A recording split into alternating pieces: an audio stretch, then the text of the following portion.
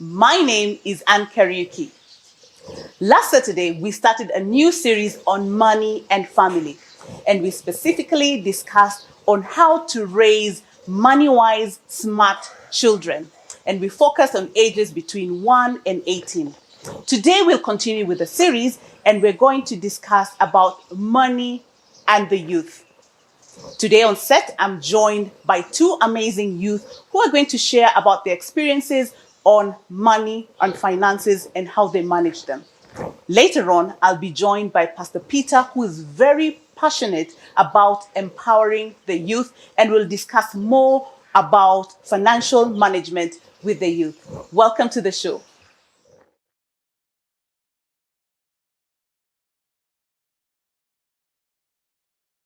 Praise God, family. Welcome to the Family Life TV show.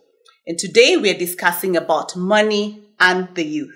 Today I'm joined on set by two amazing youth, and I would like them to introduce themselves and tell us what they do. Let's start with the gentleman. Thank you. My name is Kevin. Professionally, I'm a civil engineer, and I'm blessed by the Lord. Ministry-wise, I serve, and I'm very much honored. I serve as a pastor in Jesus is Alive Ministries under the good anointing of Bishop Margaret Wanjiru. Yeah, so thank you. Pastor Kevin, wow, you wear too many hats. You're a pastor, you're a civil engineer. I think you're a youth leader as well. Yes. I'm very curious, how long have you been a civil engineer? I've been a civil engineer since 2018. Mm-hmm. That is when I graduated and I started practicing. Okay. Yeah, and by the grace of God, we have done so much. Mm-hmm. Yeah, and just in a nutshell, what the career entails. Mm-hmm. If someone might be desires to pursue it. Mm-hmm. So we normally do a structural design of structures, any civil structure that you see standing. Mm-hmm. In essence, any structure that you need it to stand. Mm-hmm. Yeah, so the person who designs it is a civil engineer. Oh, wow. Yeah. Congratulations. Thank you. Is this your first job? Was this your first job? Not really. The first job was, I started like a business. Mm-hmm. It was a business immediately after high school. Mm-hmm. We started a tuition. Mm-hmm. Yeah, where it's like a school where we teach students during the holidays. Mm-hmm. And then that is when I had my first encounter with money. With my money. With yes. Your money. Yes. I like that. Yes. All right. So you started with tuition. Yeah. And then you went to college. Yeah. And then you started your job as a civil engineer. Right. Yeah. Awesome. Karibu sana Thank to you. the show. Yes, young lady, kindly introduce yourself and tell us what you do. Okay, thank you. My full names are Catherine Kinyanjui. Mm-hmm. Professionally, I'm an accountant. Mm-hmm. And basically what we do is keeping the records of a financial transactions of a company, updating the records and making sure they're in check. Mm-hmm. Yeah. Okay, and for how long have we done this? I will say 3 years. Since 2017, June. Okay. Yeah. So when you left high school, you went to college.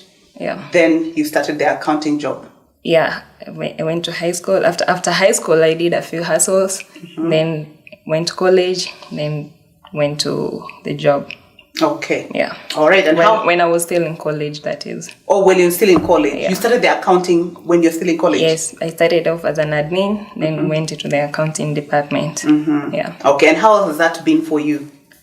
At first it was challenging because I went and I had no experience before. Mm-hmm. So I had to learn everything from scratch. And at school you're taught the basics, I will say. Mm-hmm. So I had to learn like everything from scratch. So I will get challenges they're learning. Mm-hmm. Yeah, because it's teaching myself. Yeah. Okay. Thank you for sharing and welcome to the show. Thank you. All right. I will start with Pastor Kevin. Yes. When you got your first job, when you got your first salary, what did you do with it? You just mentioned the first salary. And yes. I remember because I was so naive immediately after high school, and actually it was not much. Mm-hmm. I remember it was just about 1,000 bob, mm-hmm. because there were so many deductions. Yes. And the first thing that came into my mind was, of course, I thank God that I was raised up knowing that I need to tithe. Mm-hmm. So after tithing, mm-hmm. I knew that the money that I'm remaining with, I don't have any responsibilities, so I just gave it to my parents. So in essence, after there is nothing to account for, Yes. and I just gave it to my parents because I felt like it was an obligation and I was paying back, not knowing that it had implications. Wow. Yeah. Okay, interesting. So this is the job that you said you did as a tutor. Yeah. So that's what you did with your money then? The first one. Your first salary? Yeah. The second salary? No, now the second salary, because I wanted to dress good and all that. So I started investing in things like shoes, good clothes and all that, but nothing that would last. Yes. Yeah. So it was all about the material things. Okay. Yeah. And now when you got your job, your civil engineering job, what did you do with your first salary? So it's interesting because there are so many projects that were attached to it. So as much as I was in civil engineering, but I was also trying to build a company. So most of the finances that I was getting, I was channeling back to building the company, because now I had a clear goal of whatever I wanted to do. So any money that I got, not only from proceeds of the civil engineering tasks or design tasks, but any other task that maybe I got out there, I channeled it towards the building of the company. Yeah. Okay, thank you. What about you, Kate? What did you do with your first salary as an accountant? Oh, as an accountant? Yes. My first salary, I bought my parents shopping, because I knew when you get a job, you need to do something for your parents. Plus, they expect that, so I did that. And then I gave my tithe. And then the rest of the money, some of the money, I went to a restaurant. Good restaurants. You know, when you're working, you'll say, hey, restaurant, this one, I must get to this. One time, so I went there, ate some good food myself. And then nikabaki na transport. Ukabaki na transport. Ulimaliza salon in one day. Within a period of 3 days, it was nikabaki na transport, and that was it. And then how are you going to work? Hey, nilibakisha pesa ya transport. Yeah, for the whole month until you get to... Even it was not for the whole month. I was still living with my parents, so it got to a point ikaisha, transport ilibaki, so my dad was funding me the transport. Yeah, okay. So you're lucky your dad decided, okay, let me just... I'm lucky. Yes. Okay, interesting. Pastor Kevin, what do you think is the importance of youth managing their finances? Why should youth manage their money? Number one, even before you start managing money, you need to understand what money is. Because I believe that the current system that we have been raised up in, we don't really understand the value of money or even the importance of money. So money is like a tool. It's just like, to a civil engineer, I can say that it's like a computer that you are drawing something with. If you don't manage it well, as much as you have it, it will be exhausted and you will not have you will not have the tools of trade. So now with that one, understanding the financial management, it gives you, number one, a discipline. Yes. Because the discipline that we build or we culture in ourselves will determine our future success. Money, without money, even the Bible says that wealth, that wisdom is good when it's attached to an inheritance. Yes. So as much as we want to be successful and we are getting all the wisdom, we also need sound financial management so that we may grow something that is going to last an eternity. That one which is called a generational thing. And also another thing is, God has entrusted, money is not ours, but it's whatever God has entrusted us with. Yes. So if we waste it, we simply tell God that, God, we do not honor you. So that is, for me, that one makes me very cautious about how I'm managing my money. Yeah. That's very powerful. Yes. Okay. Thank you for that. What about you, Kate? What do you think is the importance of youth managing their finances? Why should they manage?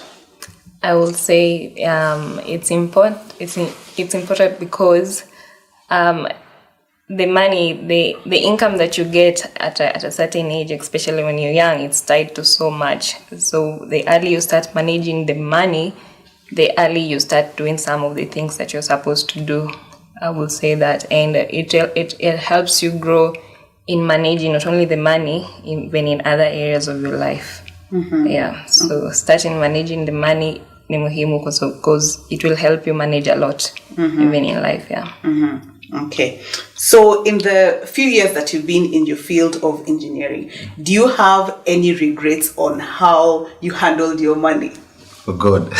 So number one, if you can remember my introduction, I said that my first salary, I gave it to my parents and it had implications and yes. it had consequences. Yes. So it was a discipline, it was something that unknowingly, I started, of which it is very expensive and it is very difficult to come out of it. Because once not just the parents, but any other person who is around you, I felt that they are entitled to my money. So once I make money, I also need to show them that I have made money and we need to celebrate together. Not knowing that because it's me who have made the money, God has an assignment with it.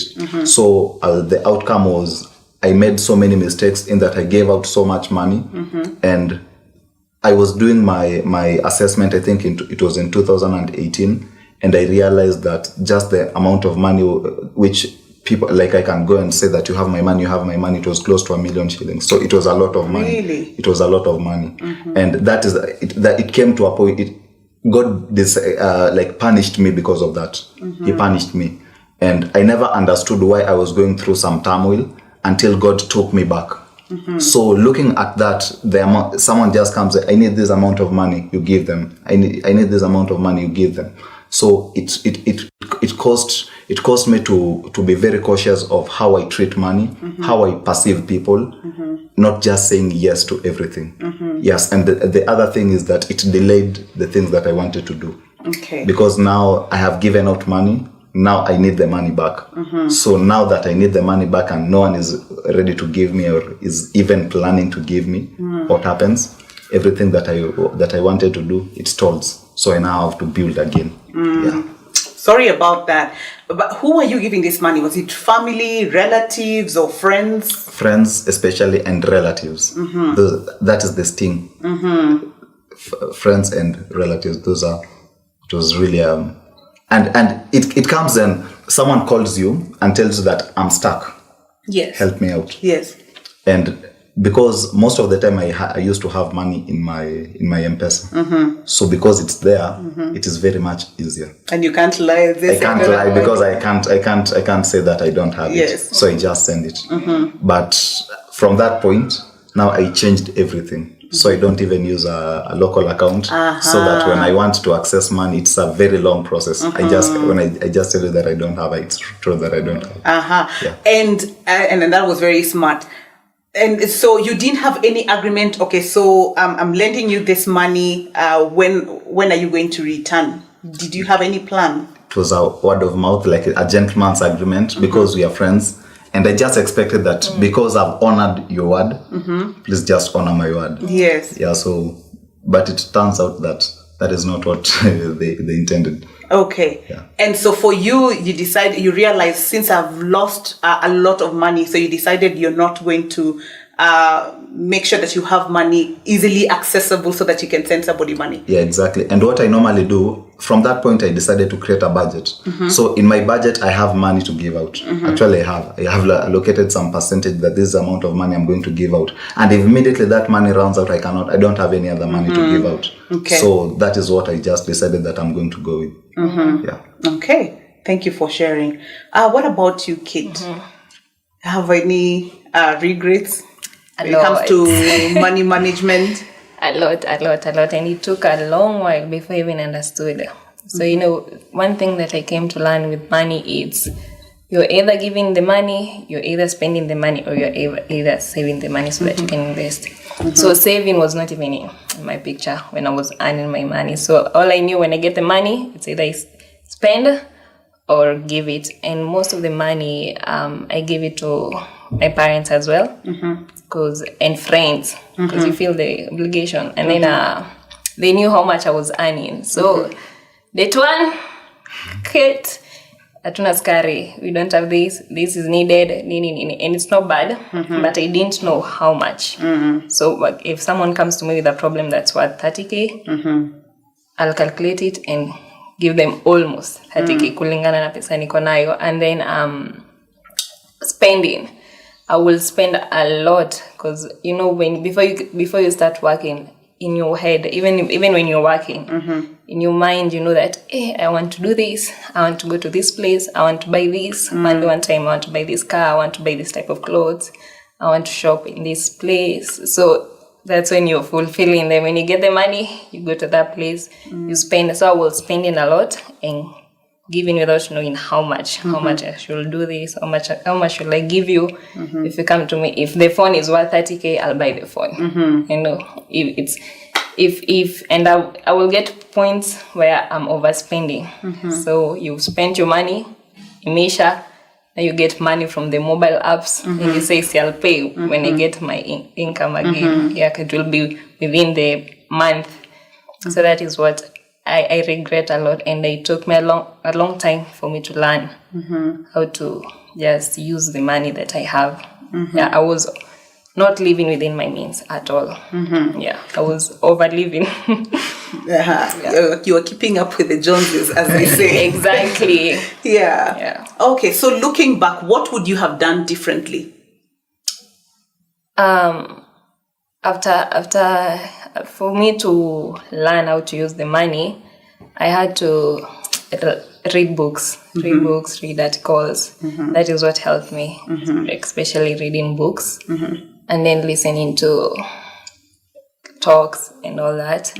So if I knew that at first, and it all of that summed up to budgeting, I would have budgeted. Yeah. Certain percentage. When it is by default 10% you give it to tithe. Yes. It will have been that. If 50% is for expenditure, 10% is for tithe, 10% is for giving, and when the giving money is over, it's over. If you come to me with a problem that's worth 30K and I only have 3K, I'll give you 1,500, and that's it. I've given you what I have. Yeah, that is what I will budgeted my money early. Okay. Yeah. All right. And stick to it. Be disciplined, because that's another problem. Yes. Because even after you've learned how to budget and all, there's another problem of being disciplined, because you're used to a certain way of doing things, so you have to really live with the new way of doing things. Yeah. Okay. Did your friends know how much you were earning? I told everyone. You told everyone? Everyone was close to me, and it's a funny thing. It's the close people. Yes. Because it's not there. Yeah. Because the others, if I don't talk to you often, how will I come and tell you? I got a job, I'm earning this. It's the close people, the family, the close friends. So those are the people that... Do you regret ever doing that? Great. Yeah. Regret, yeah. So should youth... And I don't advise anyone to... You wouldn't advise anyone. You wouldn't advise youth to say what you are earning. Whatever you're earning, let it be you and your God. And your parents, perhaps. Perhaps, maybe. Yeah. Okay. And maybe your authority, like your church authority, the one that you can trust. Yeah. And the one who can lead you, tell him, I'm earning this amount of money and I need you to lead. Because we don't know everything about money. I don't know everything about money as compared to someone who is 50. Yes. So if I go to that someone who is 50 years old, he'll lead me somewhere. There's always something they know. Yeah. So don't tell anyone. Just tell a few people that you trust. People that will help you, not just telling them. And there's always a need of telling people, because you feel like that thing of pleasing people and letting someone know that I'm in a certain class, I'm not this type of a person. Yeah, there's that. You feel like you need to do that. Like with social media, you feel like you need to be in a certain place, certain photo, certain background. So you feel the need to tell someone so that they can keep you in a certain category. Yeah, so just do away with that need. Yeah. Okay, because you could be digging your own pitfall. Yes, and it takes a long time. It takes a long time for someone to learn. Yeah. Okay. Thank you, Kate. Pastor Kevin. Yes.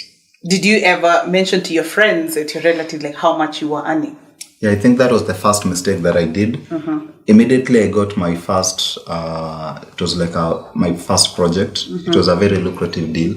And I shared the details of the payment, the amount of money, because I had the BQ and we were working on a percentage. Yes. So the amount of money that they are going to pay me, even the payment structure, the plan that we had agreed. And so it happened. I don't know. Every time I was about to receive a payment, something cropped up. Like I don't know how it was working. Every time, like it was every time I'm supposed, and it's something that is an emergency. We can do without it, but it appears to be an emergency that we really need to resolve. So the outcome was because people knew how much money I was expecting, and even the time and the amount. So they just tell me that we have got this problem. Can you help out? Actually, that can you help out is not a question. It's a command. Help out. That can you just remove. Help out. Yeah. Okay. That's what that is. That's what happened. Yeah. What are some of the tips that you would share with the youth on how to manage their finances? Number one, as we said, understand the purpose of money. It is God who has given us the money. Actually, it is not, money did not just come. Yes. It is God who gave the idea of having money so that we may efficiently exchange items. So once you understand that, God has a purpose for every cent that He's giving you. So make sure that you know the purpose that God is giving you, the purpose that is attached to the money that God is giving you. The other thing, as Kate has said, it's important for us to read books. There is this one book that personally I read and it changed my life, and I recommend. Yes. The Richest Man in Babylon. It gives you one of the number one rule: before you pay others, pay yourself. It is that simple. In short, save. Yes. So if someone is at a point where like they are starting out, let them acquire that financial knowledge. And also, even as we save, we don't just save blindly, but let us save with a purpose attached to the savings, so that we have a direction. Yeah. Because I always say this: if let's assume that I'm saying that I want to save. If I say that I want to save, let's say $1 million by the end of the year. Yes. What happens after I have saved $1 million? I will have achieved my goal. Yes. But in eyes of God, saving, actually, we never came into this world to save. So there must be something that is attached to that amount. So let's assume that I want to buy this item. So I tell God that, God, help me so that I get the money to buy this item, and God gives me a strategy to save so that I buy that item. It will be easier to track my progress. So when I get, let's say the item is 1 million shillings, when I get to 600,000, I know that the balance remaining is this amount of money, and even I can start planning on how I'm going to use that item. But saving without any plan is very dangerous. It's very dangerous. Yeah. Okay, thank you. What about you, Kate? What are some of the tips you could share with the youth? Read books, read, because there's a lot of knowledge in articles. Be it an article, be it a small quote. Read and then reread and reread, because you might read unasomanga first page, by the time you're in page 100 you don't even remember what page 1 was saying. So you reread until it sticks to your head, to your heart. After reading the books, apply, and then with the money, you will come to understand that, as I said earlier, it's either you give it, either you save it, or either you spend it. So whatever income you have a way you're going to be spending this amount, this percentage. And I recommend working with percentage, because today you might be earning 10K, tomorrow you might be earning $1 million. So if you stick with the percentage, say 10% is the way I'll go with it, to give in. So 10% of 10K you'll be giving today, you'll be giving 1,000 bob. And when you're earning $1 million bob, you'll be giving 100K. So have a way of spending, a percentage for spending, a percentage for giving, a percentage for saving. Always save, because pay yourself first. Because when you get the money, you go buy something at the shop, you're paying the shopkeeper. Buy something at the supermarket, you're paying the supermarket people. So pay yourself first, save, and then understand, as you said, understand why you're saving. Because after saving, invest, get more income. That's how you'll grow eventually. Yeah. All right. Thank you. Pastor Kevin, what is the one thing you'd like to know about money or investment? The current technologies. There is this disruptive technology and blockchain technology. I desire a full understanding. Yes, I know some concept of it, and I want to dig more to understand it, because if we don't understand the technology that is coming, we will be stuck. Yes. We'll be stuck in the past, and within a very short time, all the currency that we have, maybe its value will have depreciated completely, and that it will be better for us to kwashajiko nayo instead of carrying it. Yeah, so blockchain technology and how it's going to affect the entire global economy. So for me, that one, I think it's very important. Okay. Yeah. All right. Thank you. What about you, Kate? What is the one thing you'd like to know as a youth about money and management?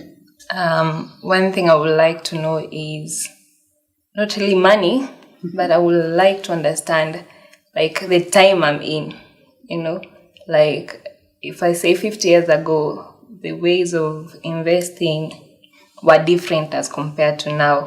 So I would like when I wake up, I know pesa iko hapa, because when you understand what's happening right now, the money will come. So the managing will be easy if you've learned how to manage. I would like to know, like when I wake up every day, I want to know this is where. Don't go this. Don't go buy a land. Buy this. Because buying land was 50 years ago. And being on social media is for 2020. And then 3,000 it will be something else. Like understanding the time, that is what I will. Yeah, you would like to know. Yeah. Okay. All right. So as we conclude with this segment, what would be your parting shot to the youth? One thing that we really need to understand, as Kate has said, we need to understand the time that we are in. It's good for us to take advice from the people who went before us, but it's also important for us to listen to whatever. Every person has got a conviction, and it's God who normally deposits it in your heart. Let's not follow the path of others. And I'll give you an example. Buying land when you don't have food, and the anticipating that 10 years to come, its value is going to double. It can be a bad investment, in that the money you could have invested in some other business that is going to multiply by 10 by the time that you are expecting the other one to double. So it's important for us. So we seek knowledge from all the atmospheres, whether it's on the internet, whether it's reading books. But I recommend reading books. Read books at all time. Make sure that you have sound financial advice, and also try to seek knowledge from the people who go before you. I always recommend spiritual leaders. Number one, because it's people who you can look up to. Yes. And they not only guide you on financial management, but they also guide you on the fundamentals of money in the context of God, because you don't mess with God through money. So that is what I will just tell you. Keep informed with the current trends. Yeah. Okay. Thank you, Kevin. What about you, Kate? What is your parting shot? For me, I will advise people like read books, of course. Say that a million times. Just read and read and read and read. Not only on money, just read about everything. Read about everything. And also for the youths, there's no certain job with this money. There's no, if you work as an engineer, that's when you'll get a lot of money, or as an accountant, that's when you'll get a lot of money. It's not that way. You get money from where you are at. Whatever you get, do your best, get the money, manage it, and know where you want to be, and work with that. Like, have a plan and work with that, because you can be. We've had a lot of stories of where Mama Mboga started with this akaingia sako, she bought a land. An engineer bought a land. Someone else bought a land. So it's not about the place or anything, it's about the money management. You can be a hawker, save know that I'll be a hawker for this time. Yes. And because you know where you want to be eventually. So just it's not about the job title or anything. It's about how you manage it. Yeah. Okay. Thank you very much, Kate. Welcome. Thank you for coming to the show, and I hope we will see you again on another show where we discuss on issues concerning the youth. And thank you very much, Pastor Kevin, for coming and for just giving us those tips to the youth out there. So there you have it, family. I hope all the youth were listening and you have been inspired and you've gotten tips on how to manage your money. We're going to take a short break, and when we come back, I'll be joined by Pastor Peter, who is very passionate about empowering the youth, and we will continue with this discussion on money and the youth. Stay tuned.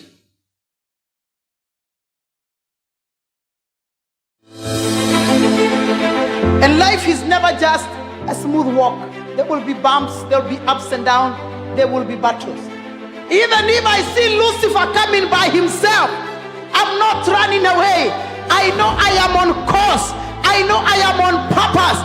I know that Jehovah God, you have called me for this destiny, and I'm going to fulfill my destiny. That God's word will always comfort me.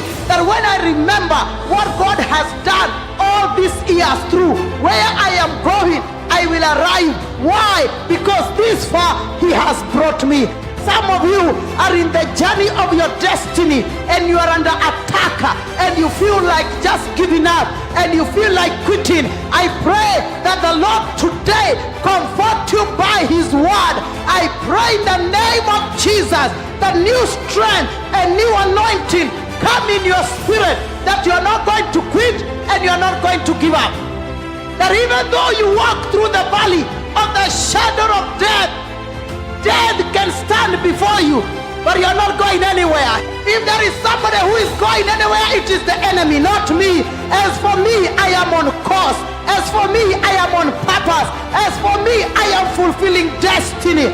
Let there be a fresh anointing upon my life, that I am not quitting, that I am not giving up, that Jehovah God, it doesn't matter which devils could show up on the way. If David was able to take up Goliath, I am able to take up whatsoever or whosoever standeth on my way. In the mighty name of Jesus, in the mighty name of Jesus, in the mighty name of our Lord Jesus Christ. Hey!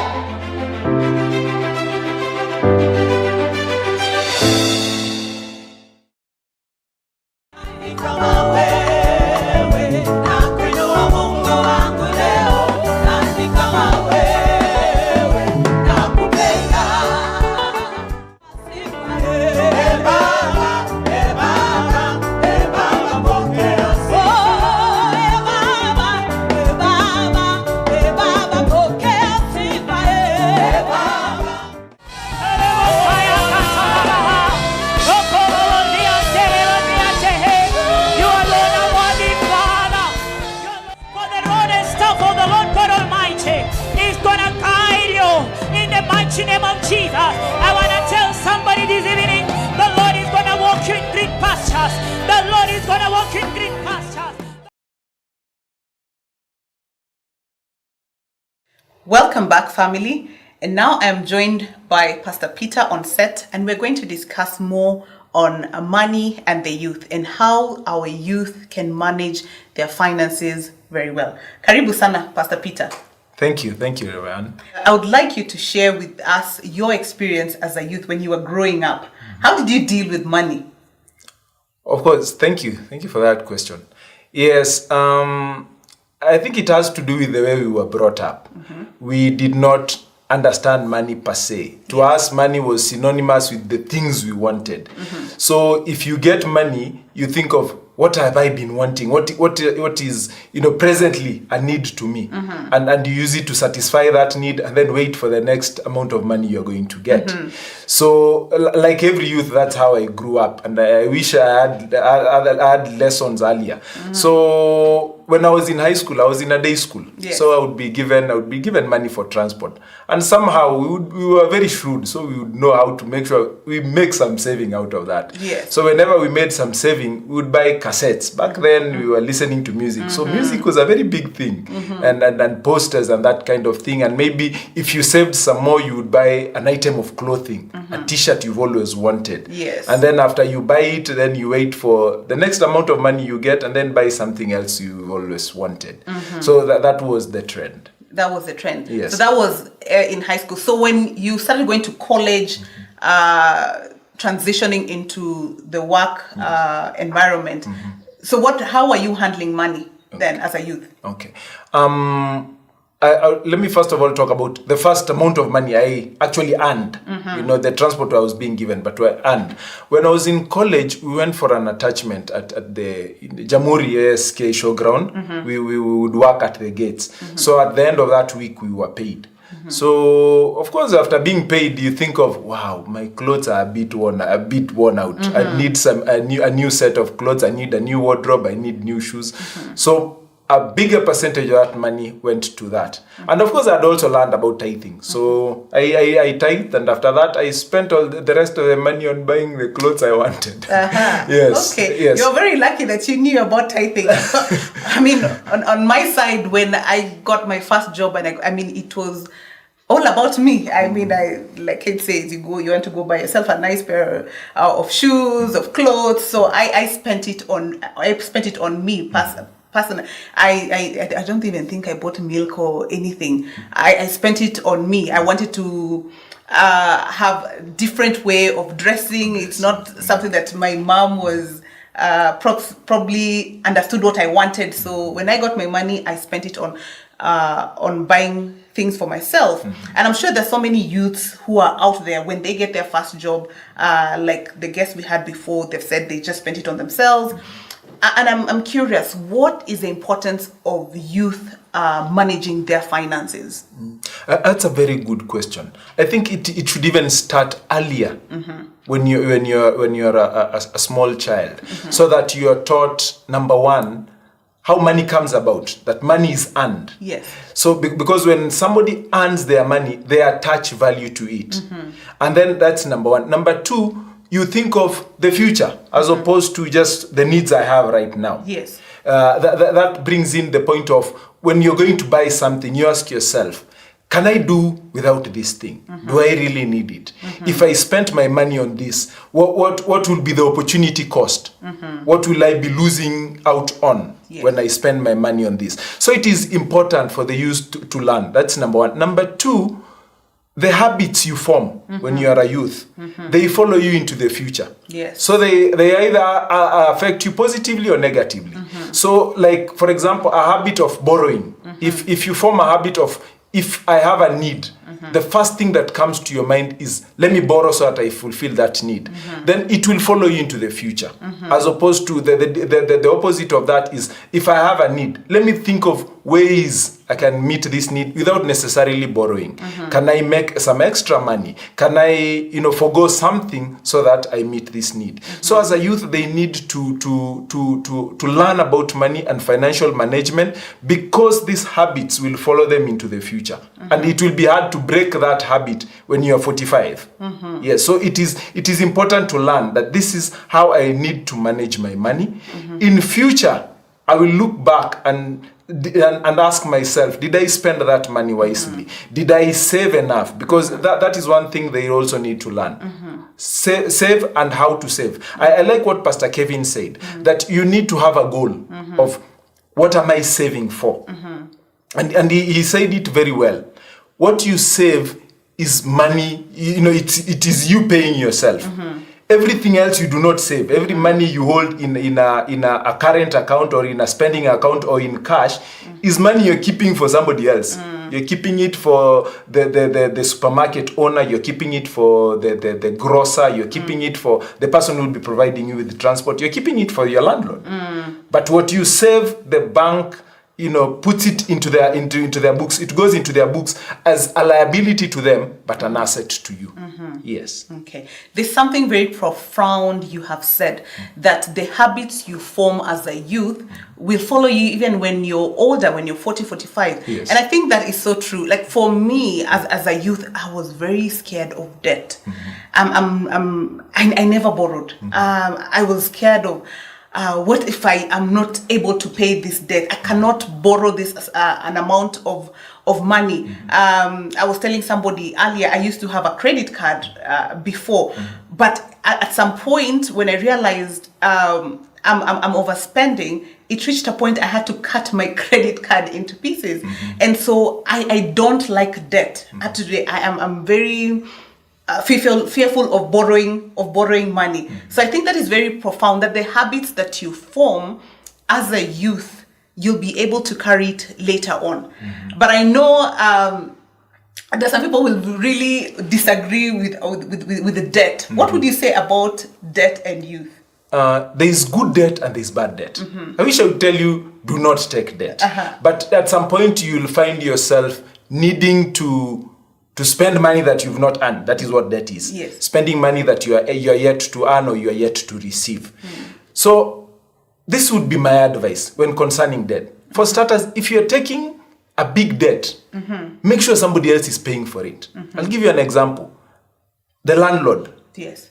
Do you know there's a likelihood that your landlord took some debt, took some credit facility to put up the building you live in.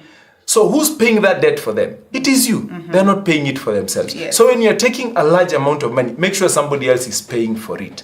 That's number one. This small amount of debt, it goes to discipline. Yes. Discipline yourself. Know that, do I really need this debt? Can I do without it? And if it goes to discipline, debt is not bad. Because the issues that will come up, or a good investment opportunity comes up, and you can get some money, you can borrow some money, invest, and then that money pays that debt. That is not bad debt. But there is bad debt. That is debt for current expenditures, debt to just spend on something that you can do without, or debt that there is no way, you're not even sure you're going to pay for it, or if you pay for it, it affects your power of purchase in future. That is bad debt. Yeah. Yes. Okay. You and I, who I think in the era that we were in, it was very difficult for us to borrow money from the bank. I mean, it was a whole process. I don't know how many pay slips. It was a whole procedure. It was actually a headache thinking about borrowing money. But right now, and I was thinking about it, I'm thinking, my goodness, the youth in this era. Yes. I mean, you can borrow money on your phone. There are all these mobile app lending apps. What would you tell the youth about that? What are some of the pitfalls about those apps? True. Even the apps, I would not say they are bad. Because like I said, you could get a very good investment opportunity and you do not have liquid cash at the moment. But always ask yourself, can I do without this? Yes. It goes to money discipline. Have a budget for everything. Budget even for entertainment. Yes. Have a budget for your entertainment. And after you budget, decide that this is the amount of money I earn. And if I earn this much, then this is how I'm going to spend it. There are people who've even adopted a formula where they have envelopes that are written. This amount of money, this envelope is for rent. So when I earn my money, I put the amount into this envelope. This is the amount I'll be spending on food. This is for transport. So if the account for entertainment runs out, I am not going to borrow from the account for food to you budget like the way the government does. It has votes. So if there is vote for traveling and other and related expenses, you cannot borrow money from another vote to because this vote, you've run out of money in this vote. So they need to plan their money like that. That's number one. Number two, try and avoid them as much as possible. Just try and avoid them. Unless it is for emergency, plan your money, even for future. You know, you should even have an account for emergencies. Yes. And when you save, you avoid future debt. Like, for example, the youth. Maybe right now, there's a youth who's thinking of, where am I going to get the money for Christmas? You have 12 months to plan for Christmas, if that is your big, issue. So start saving. If I need 10,000 at the end of the year, why not save 1,000 every month? Yes. So that at the end of the year, I have my 10,000, and by there you'll have your 10,000 plus interest. So you'll have earned money. Yeah. That's number one. Number two, for us who pay school fees, I have come up with a formula. Instead of worrying in December where I'm going to get money for school fees in January, I start saving for January fees in January this year. So that come December, I already have the amount of money I need for school fees. Because one way or the other, you'll still pay the school fees. So you'll either borrow or you'll pay from your savings. So learn to save, learn to budget. It's called financial management. Learn to budget and learn to live within your means. But I'm not also saying that you should be cheap. Decide, I want this expensive thing, then now start thinking of how you're going to get it. Let debt not be the number one thing you're going to, the number one source of that income. Decide, if this is the expensive thing I want, then I have this, I could, one, go work for that money. Two, I can save to buy what I want to buy.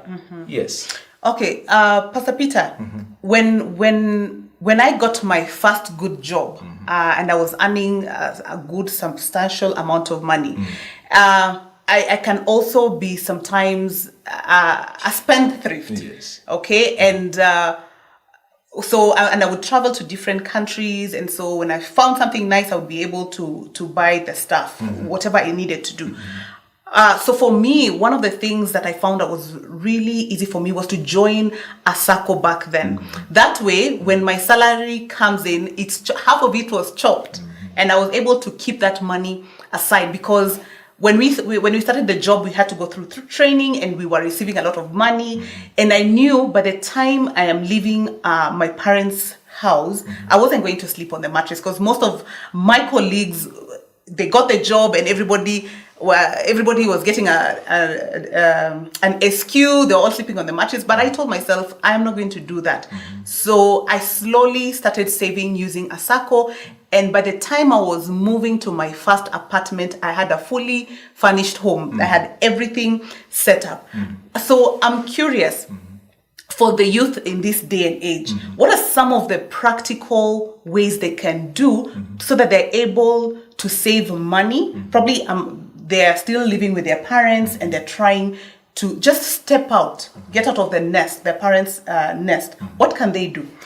True. There's a good example you've given of the SACCOs. And yes, for us who've worked for a while, we've realized the advantages of a SACCO. Because number one, a SACCO, when you're saving in a SACCO, the money is deducted from your salary. Yes. You do not get to touch it. Yes. Then, since withdrawing money from the SACCO is a hassle, it's a problem. So yes. you forget about that money. Yes. And that's number one. Number two, you earn interest and dividends from your SACCO. Yes. That's number two. Number three, SACCO loans are normally cheaper Yes. than bank loans. Yes. And there's this thing we discuss with my colleagues in the office. We think of it this way. When I go to my SACCO and ask for a loan, they'll give it to me at 13%. At the end of the year, they'll give me dividends of 10%. So it means I'll only have spent maybe 3%. That's how we look at it. So I would advise them, join a SACCO. Then save as much as possible. Save 20%, save even more. Because that is advice somebody gave me. They told me, now that you're working and your expenses are a bit low, and I was working in northern Kenya, so I did not have to spend money on transport and money on rent, so I saved quite a substantial amount. So he told me, you save this amount, then when you go where you need, your expenses are more, you can reduce the amount of saving you do. I can tell you, the money I save at my SACCO is what I used to pay for second-term school fees. Okay. The dividends I earn from it, I used to pay, so I do not need to borrow. So join a SACCO And it also adds the issue of accountability. When you're accountable to someone, Yes. the circle requires you to save with them money at the end of every month. Yes. That accountability aspect also, puts a burden on you. You have to do it. So that is why joining a circle, it is easier when the money is deducted from the source, as opposed to when it comes to your pocket and you're thinking of the many expenses you have and now you want to deduct. So I'd advise them to save. It is a good culture. Start saving early. After some time, as opposed to, not as opposed, in addition to saving for other things, yes. the circle way is a good way because it makes sure you can get cheap loans, and it's also an investment as much as it's a saving because you earn dividends and interest. You earn interest on your shares and dividends on the deposits that you make. So it's also a good way of saving. Yes. Okay, thank you. Pastor Peter, I've heard you previously in other forums talking about money and relationship. How can the youth form a relationship with money? I'll start by saying, do you know you spend more time making money than you spend with your family, than with God? You spend at a minimum 40 hours a week making money. How much time do you spend with your children at the end of each day? Maybe 2 or 3 hours and then you go to bed. How much time do you spend with God? Praying and plus the hours you spend in church. So after you spend that much time earning this money, you need to come and learn how to budget it well. You need to come and learn how to after you earn that money. It's the relationships you have that will determine how much value you attach to any relationship. Your first relationship is with God. When you pay your tithe, you're telling God our relationship is intact. When you give your offering, you're telling God our relationship is intact. I'm partnering with you, God. Our relationship is intact in terms of partnering. I'm partnering with you. Yeah. Then there's another relationship that is with your family. Do not let the chase of money, when you're pursuing money, deny you the opportunity to for other relationships. Spare some time. Decide that even as much as I need this money, I am going to spend this much time on my relationship. I do not want to earn so much money, then lose my marriage. I do not want to earn so much money and then have to spend it on rehabilitating my children because I didn't have time for them. So take them to rehabilitation centers and pay so much for them. That is number 2 on relationship. Then the third relationship is I had the sorry, just to cut you. Yes. And for the youth, in this case, it's for them to have a relationship with their parents. Yes. Yes. Number 1, when I earn my money, Reverend Ann, and at times it's savings, I will really want to know what you want to spend with the money I am going to give you. You have to be accountable to me, even if it's my parent, and you're asking me for money. There's money I have set aside. There's money I have set aside to give to my parents to spend the way they want. But if you're going to ask me for extra money, I will want to know, what do you want to spend it on? Because maybe I had to forgo my lunch to save this amount of money. Yes. Now maybe you're asking me for money to spend it on lunch. Yet I did away with my lunch so that I can save this money. So number 1, you have to be accountable. I have to ask you, what are you spending this money on? And I will want to know that before I even decide how much I'm going to give you. That's number 1. Number 2, do not lend relatives or friends money if they do not make good that debt. Your relationship is going to be affected. Yes. If I know if I lend you 100,000 and you do not pay me back, our relationship will be affected. I will not lend you that much money. I'll advise you where to go. I'll direct you to a bank or to a circle. Or I'll ask you, how much money do you need? Then I'll decide, let me give you 5,000. So, or I decide, let me just give you 5,000 out of the 100,000 you needed. I'll tell you, I want to lend you this 5,000. I'm giving you so that you go look for the other 95,000. Or I decide, let me lend you 5,000. But even if you do not pay me, I know this relationship would be affected because it's not affecting my finances so much. Yes. So that is as much as relationship with with money, between how money will affect your relationships.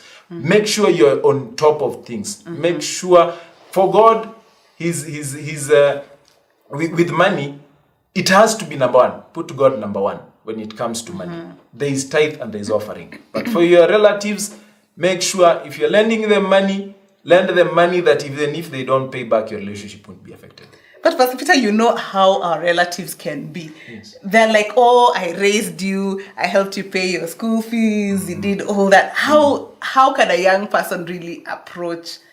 And it could also be your parents, your mom or your dad. How can the youth really stand up for themselves and just say, you're asking for 100, I can only give you 5,000. Yes, Reverend Ann, as much as you might know how much I earn, nobody knows how much money is in my pocket. Yes, because now you're not expecting me to withdraw the money I have in my savings account and give it to you. So when you ask me for money, it is me to decide how much money I have. Yes. Because I also have my expenses. It depends on how you tell it to them. Okay, tell them, for now, this is the much I can afford. Now, instead of lending you the 100,000, let me give you the 5,000. For now, this is the much that I can afford. Yes, you have to. They will respect you. At first, they will not, of course, directly ask you questions. I raised you so much. If somebody is asking that is manipulation. So, but nobody should be manipulating you on how to spend the money you've earned. So, if they ask you for money, okay, ask them, what do you need the money for? After they tell you, make a decision. This is the much I'm going to give you. And if you do not have that money, just say no. It's a very nice, I do not have that money currently. But if you'll still have that need when I get that money, I'll see what I can do. Do not make promises and so that you put yourself in a fix that I did not give them that money. Stop taking yourself through those guilt trips. Yes. Budget your money. This is the amount of money I'm going to give my parent. So at the end of the month, they'll be expecting that much. If they need more, they ask you, they tell you and tell them, I do not have that money right now. Can you wait maybe until at the end of the month? Or I cannot afford the 100,000 you want. But I know I can afford this much. Because you'll find yourself, if you do not do that, you'll find yourself in a situation where you now truly unable to give them that money. Yes. Because now you have so much debt, you have so much responsibility, okay? So, but when you budget and you give them a certain amount, give them that amount and tell them, I bought this with this money. I'll tell you something I used to do. Whenever I got a windfall, I would not share it with anybody. So back then, I was still a youth, so I was buying stuff for my house. Yes. So I would go buy something, and then they realize this guy had money. So when they start asking you for money, you tell them, oh, you would have said that earlier. You see, I've already spent that money on this. But I tell you what, this is what I can do. I can spare out of the amount I'm remaining with, I can spare this much. Yes. Do not tell everybody, share with everybody when you earn your money, how much money you have in your pocket. Yes. Yeah. Be disciplined enough that you can have 100,000 in your pocket and still be quiet. Yeah. You're not taking sodas like everybody else because this is what I need to do with my money. Yes. Okay. Thank you, Pastor Peter. As we conclude, what is the one advice you'd like to share with the youth tonight? This is the advice I would give to the youth. Save, save, save. I know you've been told that it is saving versus investment. But I want you to go ask any rich person if they have some money in their savings account and they'll tell you yes. Start saving early. Save even before you have those big goals because there will come a time that saving will come in handy. That's number one. Number two, before you spend your money, always ask yourself, can I do without this thing? And it will help. And number three, always have a budget. Thank you, Pastor Peter. Thank you for coming to the show today and for sharing those amazing tips. And I hope the youth have been inspired. You've taken some tips with you. And remember to have a relationship with God with your money. Like everybody has said tonight, save, save, save. Budget. You don't have to tell the whole world how much you earn. You don't have to tell them, oh, I got a bonus. Learn to just keep to yourself. So I hope you have been blessed tonight. See you next time on Saturday here at JBN from 8 p.m. to 9 p.m. to another interactive show. God bless you and good night.